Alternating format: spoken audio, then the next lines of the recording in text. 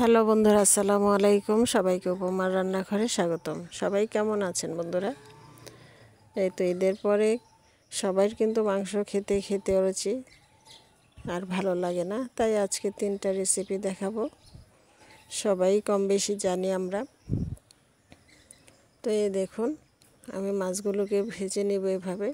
আর নিয়েছি মটরশুঁটি, এটা ফ্রোজেন করা। তো ঈদের পর বিশেষ করে কোরবানির ঈদের পর কিন্তু মাংস খেতে খেতে আর ভালো লাগে না, তাই একটু এভাবে রান্না করে ফেললাম।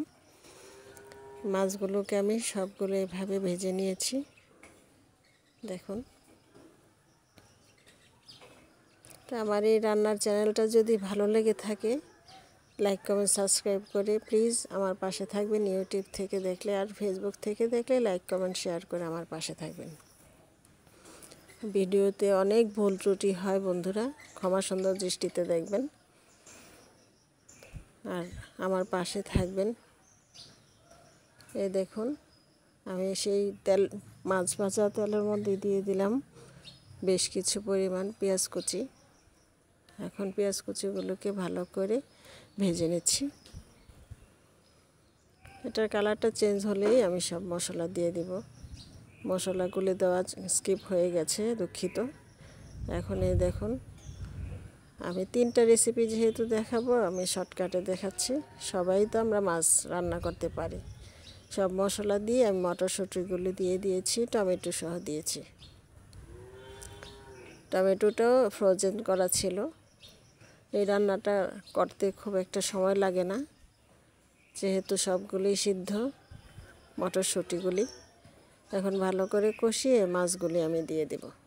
আমার এই রান্নার চ্যানেলটা যদি আপনার কাছে ভালো লেগে থাকে, ইউটিউব থেকে দেখলে লাইক কমেন্ট শেয়ার সাবস্ক্রাইব করে আমার পাশে থাকবেন। আর ফেসবুক থেকে যদি দেখেন তাহলে লাইক কমেন্ট ফলো দিয়ে প্লিজ আমার পাশে থাকবেন। আর ভুল ত্রুটি হলে প্লিজ আমাকে ক্ষমা সুন্দর দৃষ্টিতে দেখবেন। দেখুন, এভাবে আমি মাখা করে রান্না করে ফেললাম।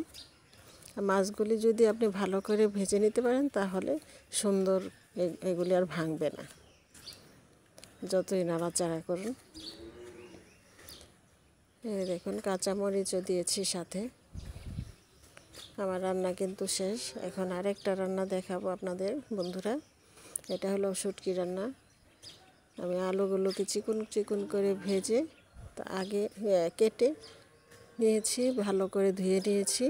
আর শুটকিগুলো এখানে আমি ছুরি শুটকি দিয়েছি। শুটকিগুলোকে আমি ভালো করে গরম পানি দিয়ে ধুয়ে নিয়েছি। আগে শুটকিগুলোকে ভেজে তারপরে আলুগুলো দিয়েছি, দিয়ে হলুদ মরিচ ধনিয়া সবগুলো একসাথে করে ভেজে নিচ্ছি, আলু ভাজির মতোই। এটা খেতে এত ভালো লাগে, মানে রুচির পরিবর্তন ইনশাল্লাহ হবেই। একটু পেঁয়াজের পরিমাণটা বেশি দিবেন। পেঁয়াজ কুচি আর আলু একসাথেই দিয়ে দিয়েছি।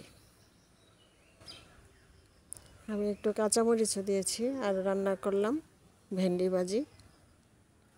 প্রত্যেকটা খাবারে কিন্তু রুচির পরিবর্তন করে, রুচি বাড়িয়ে দেয়। তো চেষ্টা করবেন এভাবেই রান্না করতে, বাড়িতে একটু চেষ্টা করবেন। তো সবাই আপনার প্রশংসা করবে ইনশাল্লাহ। সবাই ভালো থাকবেন, সুস্থ থাকবেন। খোদা হাফেজ।